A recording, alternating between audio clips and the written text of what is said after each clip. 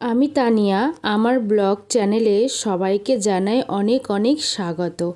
সবাই নিশ্চয়ই ভালো আছো। আজকে ভেবেছি যে আমি সিঁড়িগুলো একটু মুছবো। রোজ ভাবি যে সিঁড়িটা মুছবো, ছাদের সিঁড়িটা, সেভাবে সময় হয়ে ওঠে না। মেয়ের জন্য সংসারের অনেক চাপ থাকে, তার জন্য আজকে ভাবছি আজকে সব কাজ ফেলে রেখে আগে সিঁড়িটাই মুছে নিই।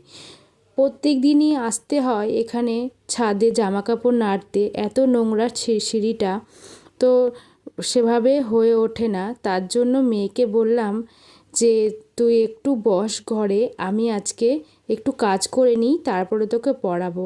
আজকে সকাল থেকেই ব্লগটা শুরু করলাম। সেভাবে কোনো কাজ সকালবেলা হয়নি, আগে এটা করে নিয়েই তারপরে আস্তে আস্তে শুরু করব। এখানে দেখছো জাল পেতেছে। আমাদের বাড়িতে পায়রা আছে, তোমরা সবাই জানো। একটা বেড়াল প্রত্যেক দিন পায়রা খেয়ে যায়, তো ওর জন্যেই ফাঁদটা পাতা হয়েছে। বেড়ালটাকে ধরে তারপরে ওকে ছেড়ে দিয়ে আসবে অন্য জায়গায়, নাহলে সব বেড়ালে সব পায়রাগুলো খেয়ে শেষ করে দেবে।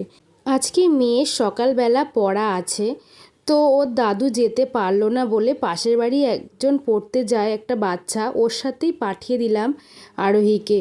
তারপরে আরোহী আস্তে আস্তে, আমি জানোই তো সব কাজই করে নিই। এখানে ছোট্ট একটা গাছ দেখলে, ওটা হচ্ছে শিউলি গাছ, ওই বাড়ির থেকে এনে আমি লাগিয়েছি ছোট্ট। ওখানে আদৌ হবে কিনা সত্যি কোনো নিশ্চয়তা নেই, কারণ ওখানে একটু রোদ্দুর লাগে না, তাও লাগিয়ে রেখেছি। আমাদের বাড়িতে চারিদিকেই তো বাগান বাড়ি মতন, নিচে রোদ্দুর লাগতে চায় না। বড় বড় আম গাছ, তারপরে কাঁঠাল গাছ, এর জন্য ছোট ছোট গাছগুলো আর হতে চায় না। আমি ছাদে আসলাম, এসে পায়রাগুলোকে একটু দুটো ভাত ছিল সেগুলো দিলাম। কিছু জামা কাপড় মেলা আছে, সেগুলো নিচে নিয়ে যাব।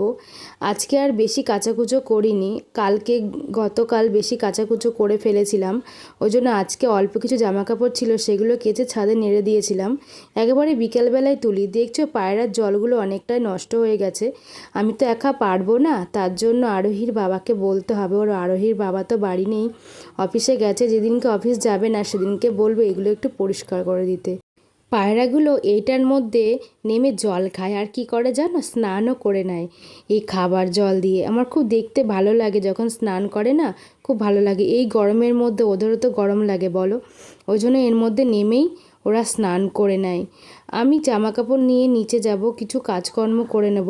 এর মধ্যে দেখো আবার টমি উঠে পড়েছে ছাদের ওপরে, আমাকে দেখেছে সিঁড়ি দিয়ে উঠে পড়েছে ওপরে। আমাকে ছাদে উঠতে দেখলেই টমি ওপরে চলে আসে আমার সাথে। টমি নিচে চল, নিচে আয় আয় আয়, চ চ চ চ নিচে চল। আজকের মতো টাটা, ফিরে আসবো আবার নেক্সট ব্লগ নিয়ে। তার জন্য তোমরা সাবস্ক্রাইব করে রাখো।